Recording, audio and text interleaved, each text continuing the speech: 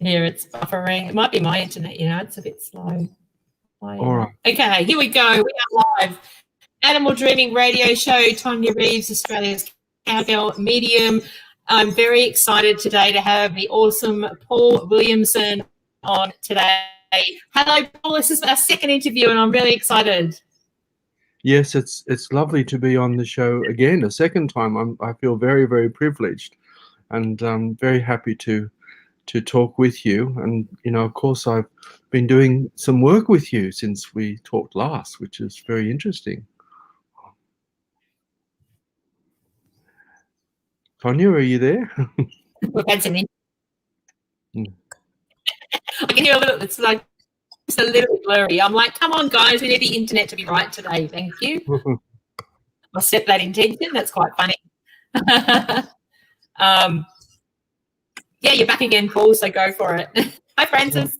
Okay, well, I guess I could just talk away a little bit.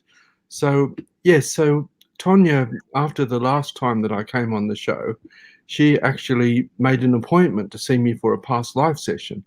And a couple of her friends came to see me as well. When I say see you, I mean we did a Zoom past life session. And I think Tonia, that you found it quite an interesting and worthwhile experience. Is that right?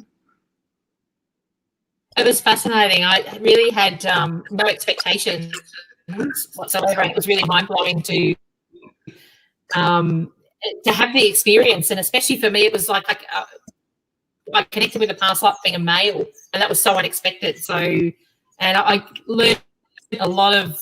It was a really amazing session to learn so much around that lifetime that really unraveled quite amazingly. So I was really honoured, Paul, for your guidance. It was absolutely fantastic and highly worthwhile. I highly recommend anyone that wants to get a past life regression to go to Paul. And as we all know, Paul, when you come on the show, everyone loves listening to your voice because you just have that really relaxing energy around you, and everyone loves it. So I'm sure there'll be more today that'll be on the show, looking out and going, I'm going to hook in with Paul again. So highly recommend, worthwhile. If you want, I could maybe do just a little meditation at the end of the show for everybody that's listening. Would that be a good thing to do? That'd be beautiful. I'm sure everyone would love that. All right. Well, I hope that the connection is good for me to be able to do that. Yes. With your connection not being good, I guess I might just talk away for a little bit. So it's lovely to be connected with Animal Dreaming, and I've had 2 of my books now published with Animal Dreaming, which are Earth Warrior and The Division, which has just come out. Sorry, I'll show it to you, and that's it's getting a lot of interest from people who have been reading it.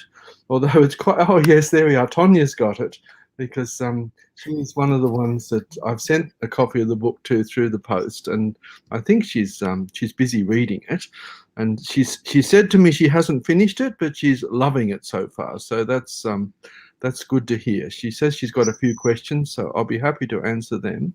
And actually, Animal Dreaming are commissioning me to write a book on past lives too, which I've started writing, and I hope to be finished that in the next few months or so.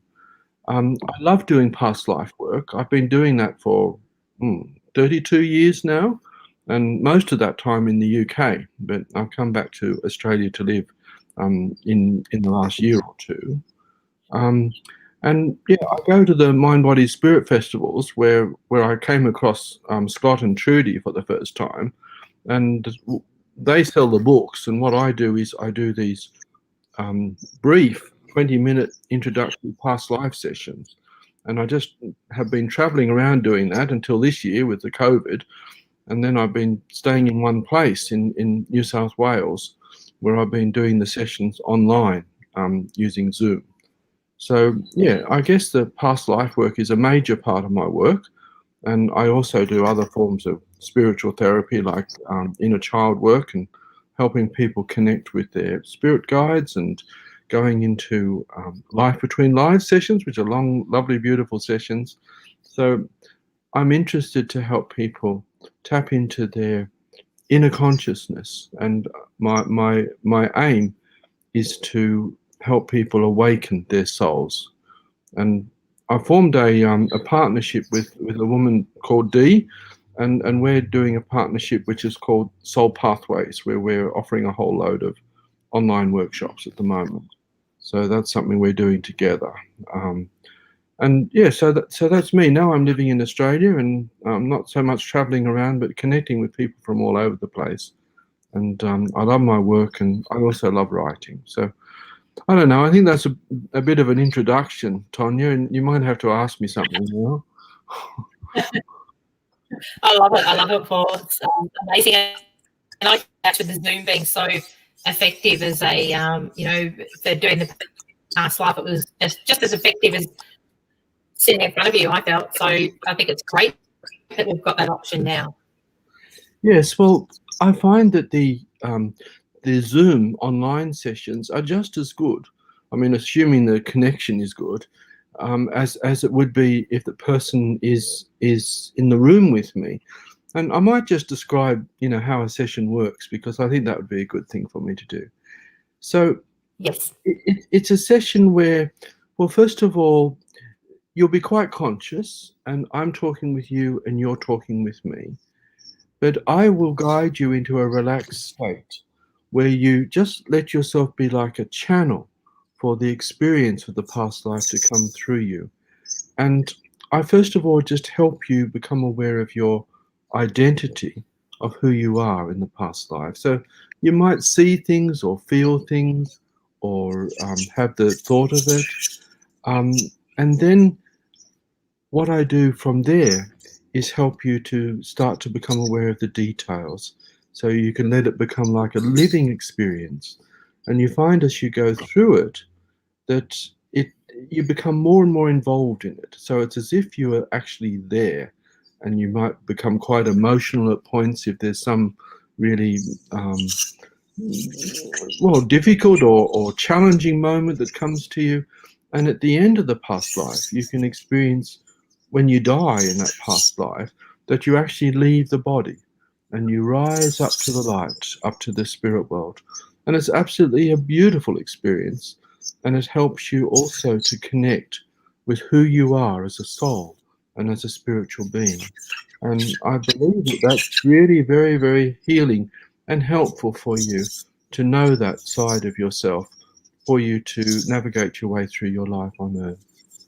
Yeah, I saw someone saying that they love the Earth Warrior book, which is, this is kind of like, I've got the two books. You see, I've got Earth Warrior, which was the first one, and then the Division, which is the second one. So they're actually, the Division follows on from Earth Warrior and has the same characters. They're both stories, but they're spiritual stories that relate very much to what's going on the earth at the moment, and especially the Division. It's so much, what is actually happening. Even though I've been writing it for a few years, it's very much about the division in consciousness that's going on in the earth, and how there's such a struggle going on between those that would have a more caring, inclusive kind of attitude towards our earth, and those that are just in it for themselves and creating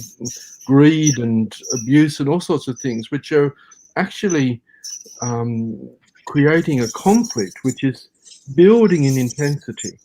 And the Division book is one which follows that intensity as it comes to in a way almost a breaking point, and really doing that from a spiritual perspective. So it's an entirely speculative book. I'm not claiming that's what's going to happen, but it is something which really will make you think and feel very deeply about your attitude towards your life on earth, and just your connection with all the different forms of life, and how you could live better. And it really, it's something which has a wholeness to it. And it's quite a long book, but I feel it's really worthwhile going right through to the end. So you'll experience the wholeness of all the different themes that it covers. And so it's not a simple book that you can sort of just read lightly, just in a afternoon or something. It will be something that makes you have to consider different issues about it. But the actual story of it with the characters, it's so enthralling and so tense at times, and you don't know what's going to happen to these characters if they can possibly find their way through it. And they've got all these different forces that are operating one way and another, and even the spiritual forces that they should be aligned to, they don't always agree with that, because what's going to happen to the earth isn't necessarily what they want, because they love the earth so much. So yes, I don't want to give the actual plot away, but it's something which of course I've written it, so I'm hopelessly biased about it. But I do feel it's my my pride and joy as a great book that I've so much enjoyed. I mean, I also love The Earth Warrior, which is the first one, and I think it's worthwhile to read one and then the other.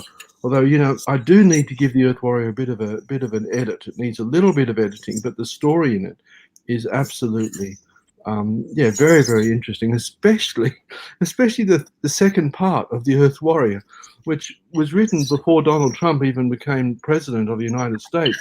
And it's actually about a virus that just about wipes out the population of the Earth, which in a way, I don't know how I came to think of that, but it does seem quite topical with what's going on there.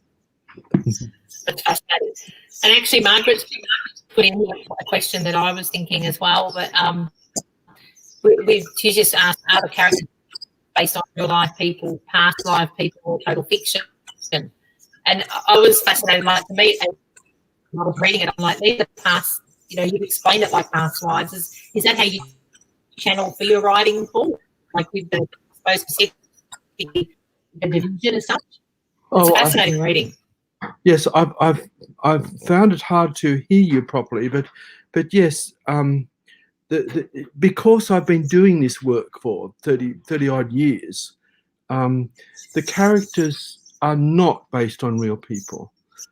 Although I think, especially in The Earth Warrior, there's quite a lot of autobiography in The Earth Warrior.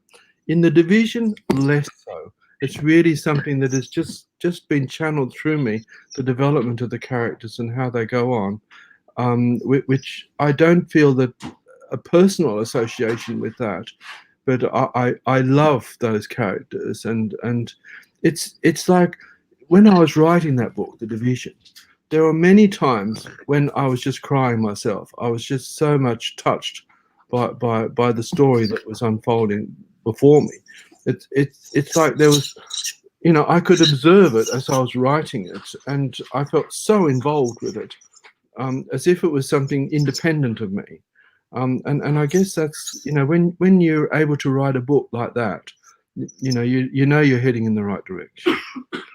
I'm sure, some of the writers that are in the audience would probably have had experiences like that as well. Yeah, absolutely. And that's what I love, Paul. Like, you can relate to the characters that you're connecting with through the book, and their, I suppose, their personalities and the way you describe them. It was like, I could totally relate to, I've had that experience, and the way that you describe it and the experience that you go through with different characters is, I found it really relatable. Yes, well, I write in a very feeling way. So when you go into these characters, they've got these dilemmas about what they can do in their lives, which are just so human. And just like it is for us as humans, there isn't always an easy way to know if you go this way or that way, or how different consequences of our action might turn out, and how we can possibly go forward. And like with the COVID and what have you, how can we go forward and be true to ourselves and keep our spirits up and just really feel that life is worthwhile, rather than feeling, just need to give up and just let it happen or something, but sort of put ourselves into it with our hearts, so our whole life stream will be going forward to make the best of a situation, rather than something that will not be that. And that's a test for all of us as human beings. So when I write that book, it's really, like the ultimate test of these characters, these very human characters, as they are faced with their struggles. And yes, it's great that you feel that you're able to relate to them, and I think other people who are reading it feel the same way. It's so yes, I'm really happy if the more the book can get out there and people can read it, that makes me very happy. No, it's really easy reading. I found it quite easy to get into, and your writing style, like you say, you really connect with that feeling, and just the way that you interweave those stories is really it's hard to put down. So it's like you get in there and you don't stop reading. Yes, well, the division especially, the same with Earth Warrior. They are very interesting, an interweaving of themes, because you have their personal situation, which is going on and just keeps evolving, and just all the dilemmas that they have, and overriding that is this huge worldwide, cosmic-wide situation, which is also unfolding and unraveling, in all sorts of unexpected ways. And those two are having to go together until one is sort of relating a little bit more with the other and what have you. So it's got a huge scope to it, which I feel also, when we think of it and when we read this book, it's like there's a huge scope of what is going on for us in the world at the moment, with all the different dilemmas and ways people are relating to the earth and relating to each other, all the politics, all the different ways that different countries are relating to each other. I mean, it is a huge thing that's going on, and it's very volatile at the moment, I feel. It's creating a great deal of uncertainty about how things are going forward and what will be the consequence of that. And it's something I feel that rather than us just sort of go and watch a video or just, pretend nothing's going on, it's good for us to consider these things very, very much and put our heart into it. That's what we have to do, and have some faith. But also for us just to really believe that what we do and the way we live our lives at the moment, especially if we can bring love into our lives, then that's helping. That matters. It really does matter how we live. And we've got to feel in ourselves that our own lives with this does matter and makes a difference. And as a collective, that's pretty powerful, isn't it? To be able to, for everyone to do things together as whether it's a community or just one person on their own that's joining into that whole thought process and looking at things a little bit differently is powerful.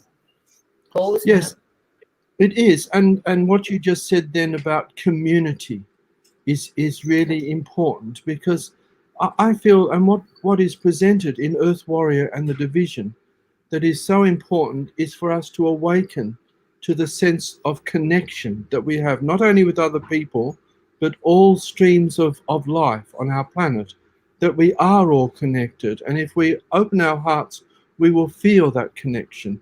And on a human level, that is about forming community and about us supporting each other and finding ways to live together that will enhance the wholeness, and is not just something where we're in it for ourselves and what we can get out of it and how much we can exploit of what's going on around us just to make us feel we've got a bit more.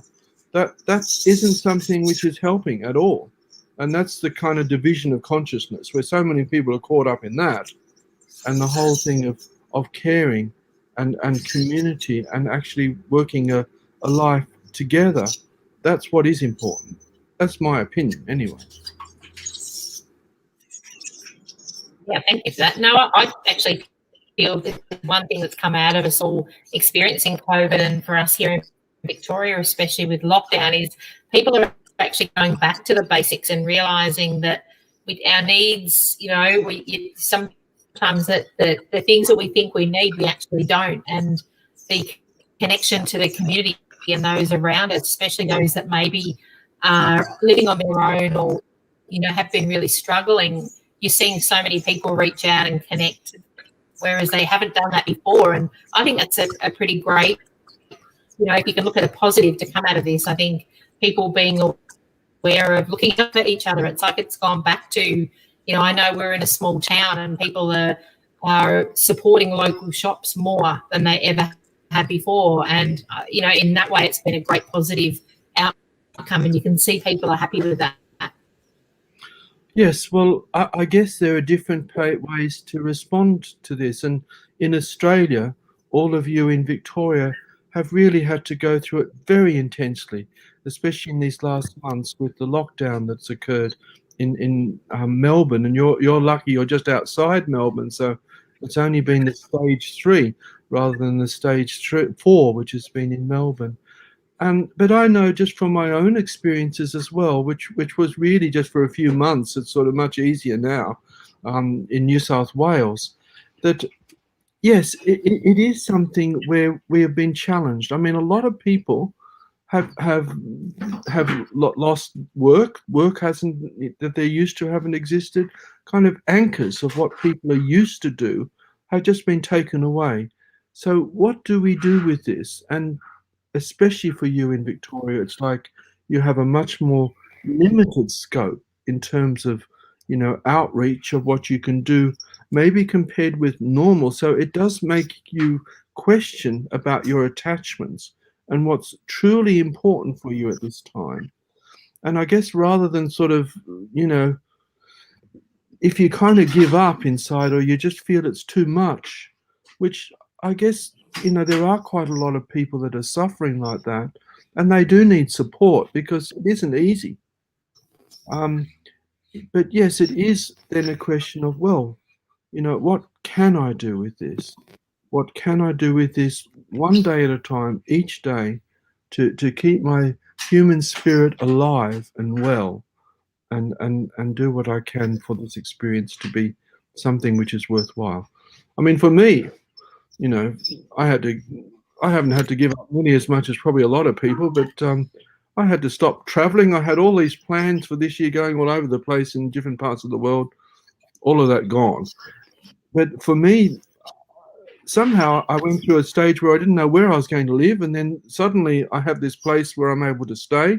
And I've been staying there for several months now, happy as anything.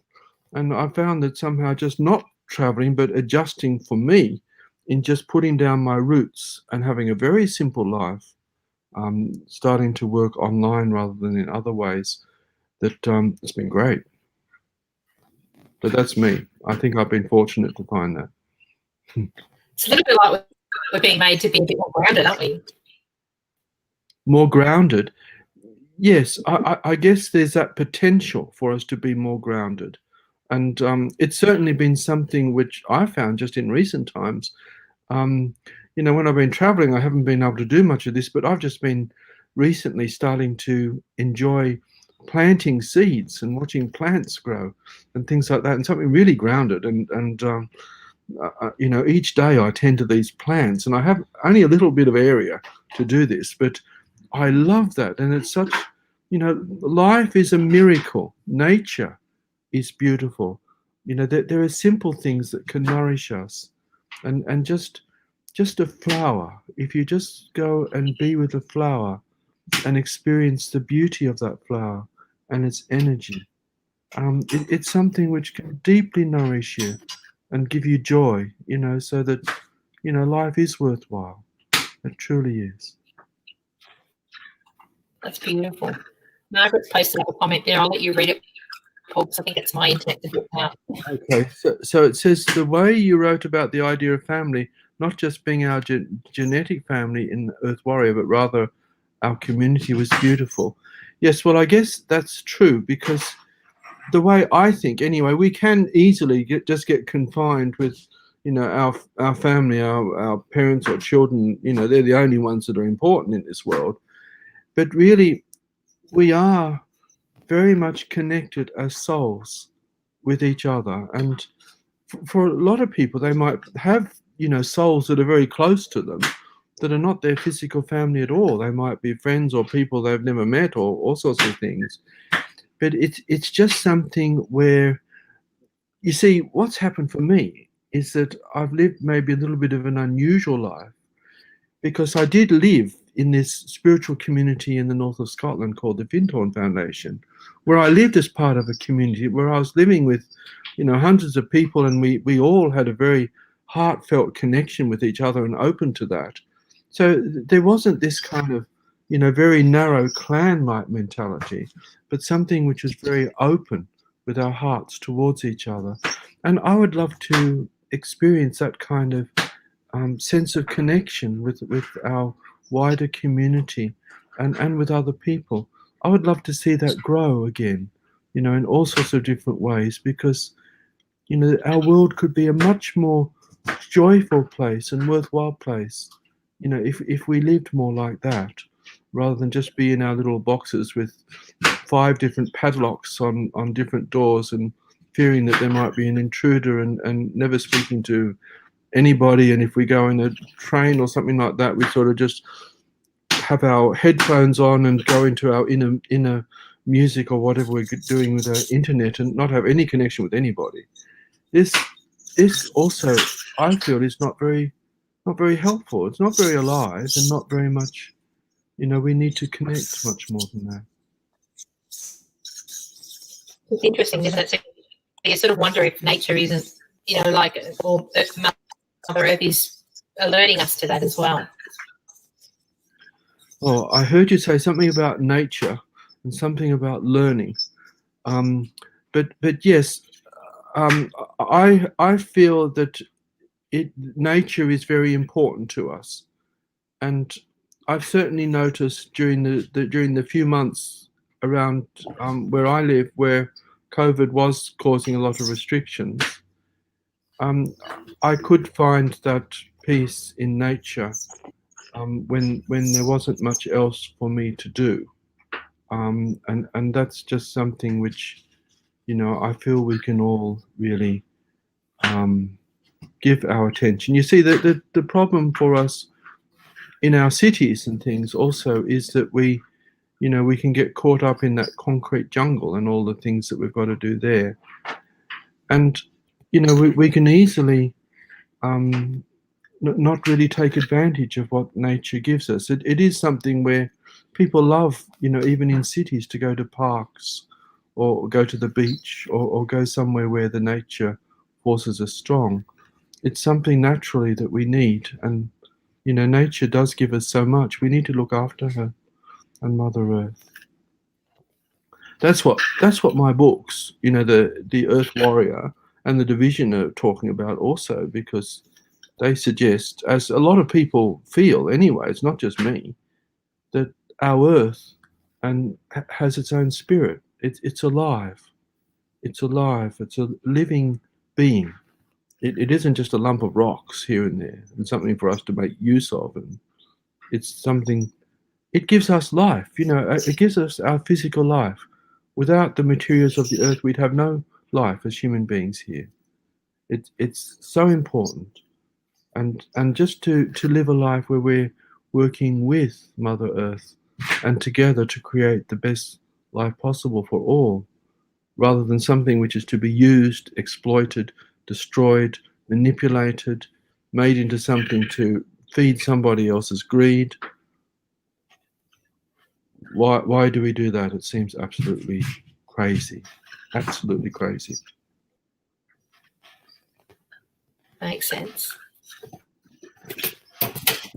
I love also in your book, Paul, if I'm coming through clear, I know I don't know what's going on with my internet. I love the way you've got room at the back of the book to put your thoughts in. You can write. Yes, well, yes, it's always something which, I think animal dreaming does that, so that people can write their thoughts at the back of the book about it. And also, if any of you want to get in contact with me to offer feedback about the book too, I'd be very, very grateful to receive that. And any of you that would like to help promote the book in any way. So I mean, at the moment you can get both the books, the Earth Warrior and Division, on Kindle. And as far as the actual paperback, I think it's only going to be generally available from about November onwards. But I've got quite a lot of copies, and I'm happy to post them out as as autographed copies. So that's something if you want to contact me, that's always very good. I love doing that. That's so special. Yes. So what else would you like me to talk about, Tonia? Well, what about your workshops that you're currently doing, you and DT Greta, at the moment? You've got some coming up, I noticed. Yes. Well, we do these online workshops, and we're doing them nearly every evening. We have 2 weeks where we do them, and 2 weeks where we have a break from them. And they're very intensive for us because then everyone is a new workshop, so we're creating all the time. And the kind of themes we have therapeutic ones, like we had one the other day which was called the inner cage, where we needed to it was something where people considered how some part of them was trapped inside, and what can we do to identify what that part is and how we can let it out. And we had another one a night or two ago about the inner child, healing the inner child, which was very much suggesting that our child consciousness is still alive inside of us. And she might need, or he might need, some tender loving care and help to feel happier, our child self. So we can have a workshop directed towards that. And I'm going to be doing one with Dee in a couple of nights' time called Healing with Our Spiritual Guide. And with that one, I'll be doing some guided meditations for people to connect with their spiritual guide. And I've got another one on the weekend called The Yin and the Yang, which is about our male sides and our female sides and how we can bring those together. And so there's lots of different workshops that we do. And we do that through our Facebook Soul Pathways page, which you can find on Facebook, or you can contact me. And they're not they're about $40 each, the sessions that we do, and they last for about 3 or 4 hours. So and we also have something which is we don't ask any money for. Every week we do a healing circle where we actually send out healing to people that need them, and we also send healing to the earth, and we have a healing session for ourselves, and somebody will do some channeling, usually Dee. And that's a very beautiful thing that we do every week. And it's a kind of drop-in healing circle where people can come, when they want to, and they just need to let us know. So we do it by Zoom. And, we have different people coming for that, but that's like a spiritual practice we can do each week, which is towards healing. And I'm sure there are many groups doing these kind of things, but it's just something that we've found that we want to do to contribute, on a spiritual level towards healing and helping people. It's beautiful, and what a great way to commit to something weekly like that. It's great. Yes, I'm kind of not very well hearing you at the moment, Tonia, which is a bit of a pity. I'm happy to just talk. I don't know what the internet's doing. I'm just having to talk. Anyway, what else can I talk about? I've talked about most of my subject. I've got another book, of course. I've got some more books, but they're not connected with animal dreaming, so it didn't feel really fair to promote them. But I've got one called Ilsa, and I just got it's one which is another story based on one of my past lives. Hang on, let me just see if I've got it here. There we go. Sorry about that. That was just the books crashing to the floor. But this is Ilsa. So I got this one before I came to Australia and before I met Trudy and Scott.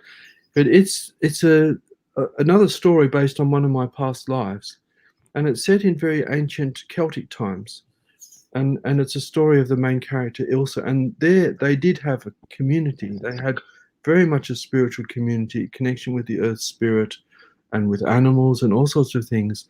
And it's a real compassionate adventure story about how these souls manage and how they develop and evolve together through the lifetime of Ilsa, and how they struggle to maintain their life. And yes, it's I think besides these latest books with the Earth Warrior and the Division, Ilsa is maybe the one of my books that people really love most, because it's not it's not quite as confrontive as the Division and Earth Warrior are, but it's one which is very beautifully written about a possible way of life that we had, thousands of years ago, which could have a lot of applications for the kind of life that we're living today. So yes, I just got another 100 of those in stock recently, and they're looking for good homes. So that's me. So you've gone away now, Tonia. So Michaela has said, beautiful book, and I'm not sure which book she's referring to. I think it must be either Earth Warrior or The Division. But anyway, what else do I talk about? Tonia?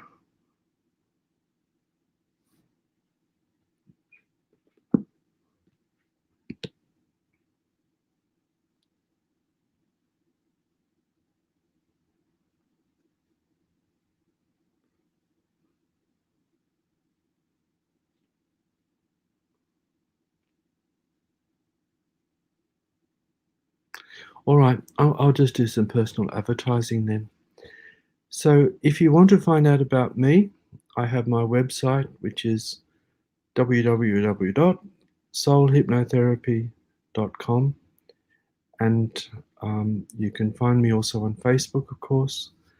And I'm happy to talk with you if any of you want to have sessions with me, or if you want to join our Soul Pathways groups. You'd be very welcome. Our groups with the Soul Pathways, they tend to be quite small. We occasionally have had some, bigger than 10 or 12, but very often they're typically somewhere between about 3 and 8 people. And we do the workshops with that number of people because it is you, so that you can. She's coming on again. Here we are. Hello there, Tonia. You weren't here. I didn't know what to talk about. Obviously, you didn't need me here, Paul. I do apologise. My internet's a nightmare for some reason today. All right. Well, you better ask me another question.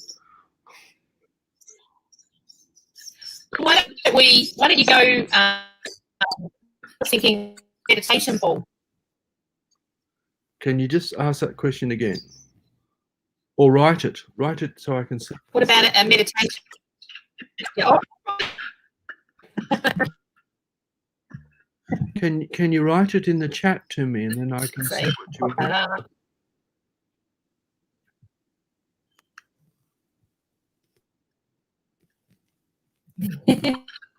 All right, I'm going to pop it up there.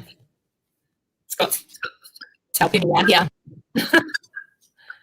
Oh, the meditation. Oh, yes. Okay, let's have the meditation.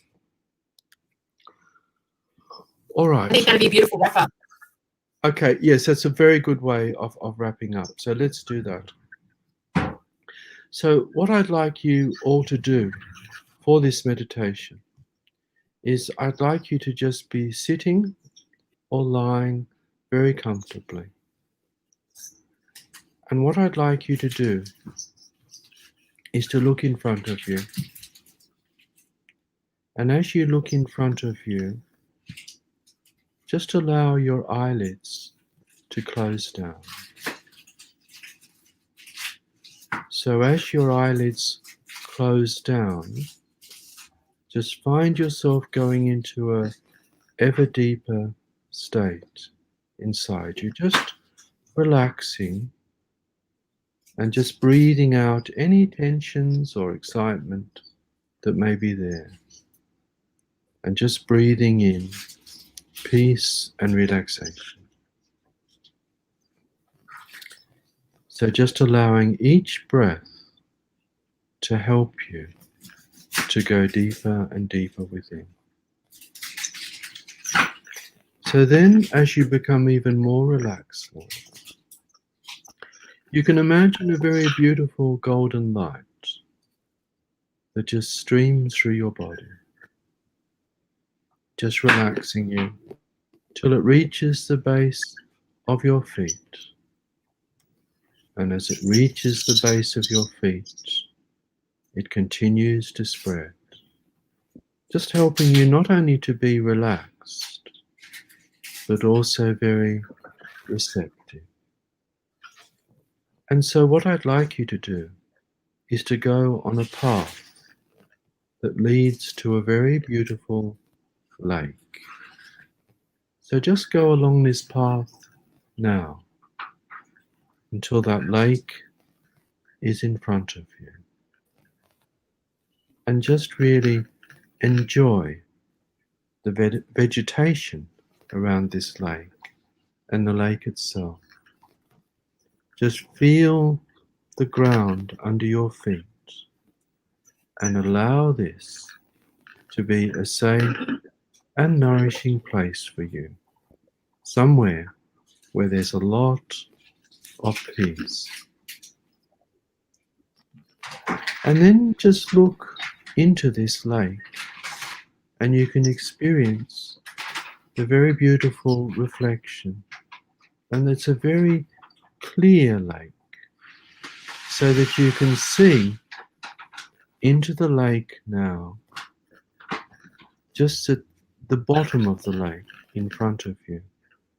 And there is something in that lake there for you, some precious gift that is there for you.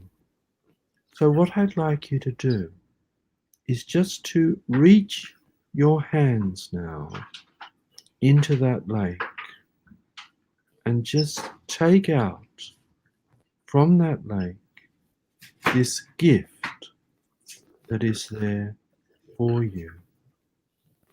And you may be able to just feel that in your hands. It may even be wanting to be like something that will go into your heart, or else it may be something else that is precious for you. So just sense into this gift now and give thanks for this gift, this very beautiful gift that has come to you from the lake. That's right. So as you enjoy that gift now, and just really acknowledge it as fully as you can, then you can leave the lake and you can come back along that pathway. You may find other treasures if you go to that lake again, or just sense what you need to do there.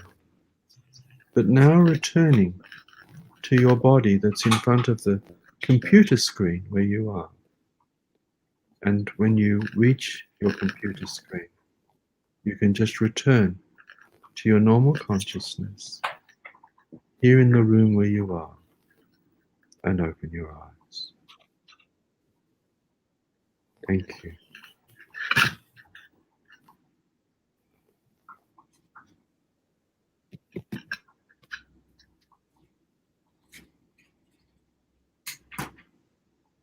It's beautiful. I'm hoping it's on the internet too, Paul. Good.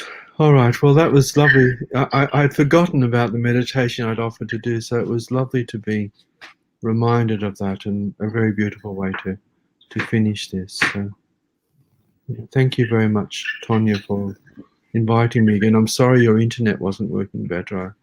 I would have loved to have heard all your questions, but never mind. I'll send them through. I'm sure we'll have you back again, Paul, for anyone that can hear what I'm saying out there. And we love your feedback from everyone from that meditation. They're all sharing now what they've found.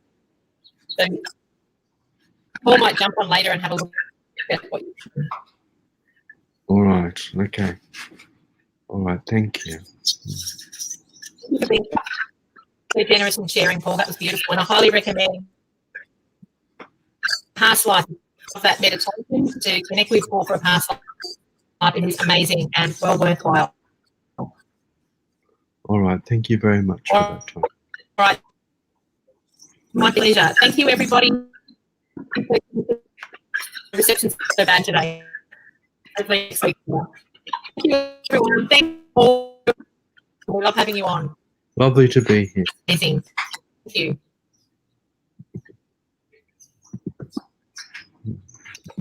I'll see if